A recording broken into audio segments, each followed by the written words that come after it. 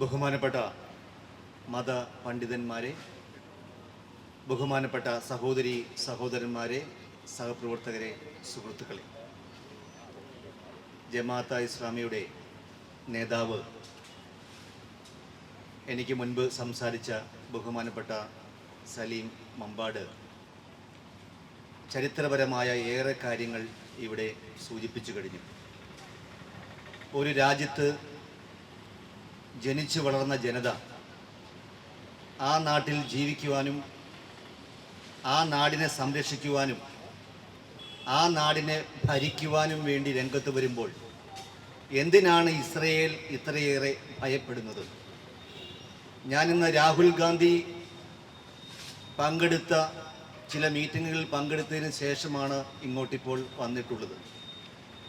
രാഹുൽ ഗാന്ധി സംഭാഷണത്തിൽ പറയുകയുണ്ടായി, അദ്ദേഹം ഭാരത് ജോഡോ യാത്ര നടത്തി 2000 കിലോമീറ്റർ നടന്ന് എത്തിയപ്പോൾ ഒരു മനുഷ്യൻ അദ്ദേഹത്തെ കണ്ട് അദ്ദേഹത്തിൻ്റെ അടുക്കിലേക്ക് വരുവാൻ ആഗ്രഹിച്ചു. പക്ഷേ അവിടെയുള്ള പോലീസൊക്കെ അദ്ദേഹത്തെ തള്ളി മാറ്റി വിടുന്നത് അദ്ദേഹം കണ്ടു. കുറച്ച് സമയം കഴിഞ്ഞപ്പോൾ വീണ്ടും മുൻപിൽ ഇതേ മനുഷ്യൻ മറ്റൊരു സൈഡിൽ നിന്നുകൊണ്ട് ആർത്ത് വിളിക്കുകയും ആ സമയത്ത് വീണ്ടും കൂടെയുണ്ടായിരുന്ന അംഗരക്ഷകന്മാരും പ്രവർത്തകരും പോലീസും അദ്ദേഹത്തെ അകറ്റിമാറ്റി എന്ന് പറഞ്ഞു. അല്പസമയം കഴിഞ്ഞപ്പോൾ വീണ്ടും അയാൾ തന്നെ രംഗത്തേക്ക് വന്നു. അപ്പോൾ രാഹുൽ ഗാന്ധി പറഞ്ഞു, നിങ്ങളെ ഞാൻ മുൻപ് കണ്ട ആൾ തന്നെയാണല്ലോ ഇത്, വീണ്ടും നിങ്ങൾ തന്നെയാണല്ലോ വന്നിരിക്കുന്നത് എന്ന് പറഞ്ഞപ്പോൾ ഈ മനുഷ്യൻ രാഹുൽ ഗാന്ധിയോട് പറഞ്ഞു, അങ്ങ് എന്താണ് ചെയ്യുന്നത് എന്ന് എനിക്കറിയാമെന്ന്. അപ്പോൾ രാഹുൽ ഗാന്ധിക്ക് പറഞ്ഞു, പറയൂ, ഞാൻ എന്താണ് ചെയ്യുന്നത്? ആ മനുഷ്യൻ പറഞ്ഞു, അങ്ങ് ചെയ്യുന്നത് വിദ്വേഷത്തിൻ്റെ കമ്പോളത്തിൽ, വെറുപ്പിൻ്റെ കമ്പോളത്തിൽ സ്നേഹത്തിൻ്റെ ചെറുകടകൾ സ്ഥാപിക്കുകയാണ് അങ്ങ് ചെയ്യുന്നത് എന്ന് ആ മനുഷ്യൻ പറഞ്ഞു എന്നാണ് രാഹുൽ ഗാന്ധി പറഞ്ഞത്. അതാണ് രാഹുൽ ഗാന്ധി പറഞ്ഞു, എൻ്റെ ഭാരത് ജോഡോ യാത്രയുടെ സന്ദേശം കൊടുത്തത് ഞാനല്ല, ഈ ജാഥയിൽ പങ്കെടുത്തവരാണ് എന്ന് പറയുകയുണ്ടായി. ഞാൻ ക്രിസ്തുമത വിശ്വാസിയാണ്. ലോകരക്ഷകനായ ക്രിസ്തുവിൽ വിശ്വസിക്കുന്ന ഒരാളാണ് ഞാൻ. ക്രിസ്തു ജനിച്ച സ്ഥലത്തും ക്രിസ്തു മരിച്ച സ്ഥലത്തും ഞാൻ പോയിട്ടുണ്ട്. അവിടെയുള്ള ഒരു ജൂതന്മാരും ക്രിസ്തുവിൽ വിശ്വസിക്കുന്നില്ല. അവർ ക്രിസ്തു രക്ഷകനാണെന്ന് പറയുന്നില്ല. എന്താണ് അവർ പറയുന്നത് എന്നറിയാമോ? ക്രിസ്തു ആ കാലഘട്ടത്തിൽ നിയമങ്ങൾ അനുസരിക്കാത്ത ഒരാളാണ്. ആ നിയമങ്ങൾ അനുസരിക്കാത്തത് കൊണ്ടാണ് അദ്ദേഹത്തെ കുരിശിലേറ്റിയത്. 3-ാം നാൾ അദ്ദേഹം ഉയർത്തെഴുന്നേറ്റിട്ടില്ല.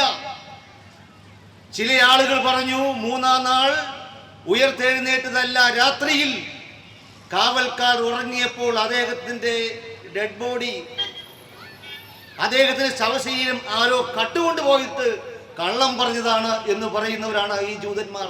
നമ്മൾ അവരെ വിശ്വസിക്കണോ? അതുമാത്രമല്ല, മറ്റൊരു ജൂതൻ പറഞ്ഞു, യേശു മരിച്ച ശേഷം കുമ്മായം പൊതിഞ്ഞു. യേശു മരിച്ചിട്ടില്ല എന്ന് ബോധം പോയിട്ടുണ്ടായിരുന്നുള്ളൂ. മരിച്ചു എന്ന് കരുതി കുമ്മായം ശരീരത്തിൽ പുരട്ടി അടക്കം ചെയ്തതിനു ശേഷം കുറച്ചു കഴിഞ്ഞപ്പോൾ അദ്ദേഹത്തിന് ജീവൻ വീണു, അങ്ങനെ എണീറ്റ് വന്നതാണ് എന്ന് പറയുന്ന ജൂതന്മാരിൽ ക്രിസ്തു മതത്തിനോ ക്രിസ്ത്യാനികൾക്കോ യാതൊരു വിശ്വാസവുമില്ല എന്ന് ഈ സോളിഡാരിറ്റി സമ്മേളനത്തിൽ പറയാൻ ആഗ്രഹിക്കുക. നിങ്ങൾക്കറിയാം, പാലസ്തീൻ എത്രയോ പിഞ്ചു കുഞ്ഞുങ്ങളുടെ, മരണപ്പെട്ടു പോയ കുഞ്ഞുങ്ങളുടെ തുടിക്കുന്ന ശരീരം കാണുമ്പോൾ വേദനിക്കാതിരിക്കാൻ നമുക്ക് കഴിയുമോ? ഈ പിഞ്ചു കുഞ്ഞുങ്ങളെ എന്തിനു കൊല്ലാം? രാജ്യങ്ങൾ തമ്മിൽ യുദ്ധം ഉണ്ടാകും, സ്വാഭാവികമാണ്. ആ യുദ്ധം ഉണ്ടായിക്കഴിഞ്ഞാൽ പട്ടാളക്കാർ തമ്മിലല്ലേ യുദ്ധം ചെയ്യേണ്ടത്? അല്ലാതെ ആശുപത്രിയിൽ കിടക്കുന്ന പാവപ്പെട്ടവന്റെ മേത്ത് ബോംബിടണമോ? സെല്ലാക്രമണം നടത്തണമോ? എവിടെയാണ് പാവപ്പെട്ടവർ? എവിടെയാണ് സാധുക്കൾ? എവിടെയാണ് ആരുമില്ലാത്ത അമ്മമാർ, സഹോദരിമാർ, ആശുപത്രികൾ? ഇങ്ങനെ പാലസ്തീനെ നശിപ്പിക്കുവാൻ വേണ്ടി ഇസ്രയേൽ ഇന്ന് കരുതി മുന്നോട്ട് വരുന്നുണ്ടെങ്കിൽ ഒരു സംശയവും വേണ്ട. വാളെടുക്കുന്നവൻ വാളാലേ എന്ന് പറയുന്നത് പോലെ ഏറ്റവും ഒടുവിൽ ഇസ്രയേലിന് തോറ്റു പിന്മാറേണ്ടി വരും. അതിന് നമ്മളെല്ലാം ഒറ്റക്കെട്ടായി നമ്മുടെ പ്രാർത്ഥനയും മനസ്സാക്ഷിയും ഉണ്ടാവണം. ഇന്ത്യൻ നാഷണൽ കോൺഗ്രസ് ഈ യുദ്ധം തുടങ്ങി ദിവസങ്ങൾക്കകം AICC സമ്മേളനം കൂടി പാലസ്തീൻ ഐക്യദാർഢ്യം പ്രകടിപ്പിച്ച ഇന്ത്യയിലെ ഏറ്റവും വലിയ ജനാധിപത്യ പ്രസ്ഥാനമാണ് ഇന്ത്യൻ നാഷണൽ കോൺഗ്രസ്.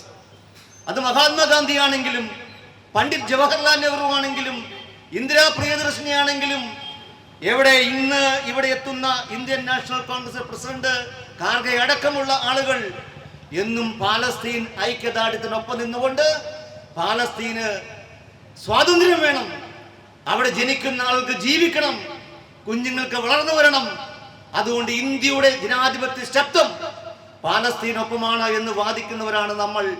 നരേന്ദ്രമോദിക്കും കൂട്ടർക്കും വേറെ ലക്ഷ്യമാണ്. ആ ലക്ഷ്യം തകരാൻ പോവുകയാണ്. 2024 നടക്കുന്ന ലോകസഭാ തെരഞ്ഞെടുപ്പിൽ ഈ രാജ്യത്ത് ജനാധിപത്യ ശക്തിയായി മതേതര മുന്നണിയായി നമുക്ക് ഉയർത്തെഴുന്നേറ്റ് വരണം. ഈ വർഗീയവാദികളെ ഇന്ത്യയുടെ മണ്ണിൽ നിന്ന് തുരുത്തുവാൻ വേണ്ടിയിട്ടുള്ള ശക്തി സംഭരിച്ചുകൊണ്ട് മുന്നേറുമ്പോൾ തന്നെ പാലസ്തീനെ സംരക്ഷിക്കുവാൻ വേണ്ടി സകല പ്രതിജ്ഞയും എടുത്ത് നമുക്ക് ഒരുമിച്ച് മുന്നേറണം എന്ന് മാത്രം പറഞ്ഞുകൊണ്ട് എന്നെ ശ്രവിച്ച നിങ്ങൾക്ക് ഹൃദയത്തിന്റെ ഭാഷയിൽ നന്ദി രേഖപ്പെടുത്തിക്കൊണ്ട് എൻ്റെ വാക്കുകൾ അവസാനിപ്പിക്കുന്നു. ജയ് ഹിന്ദ്.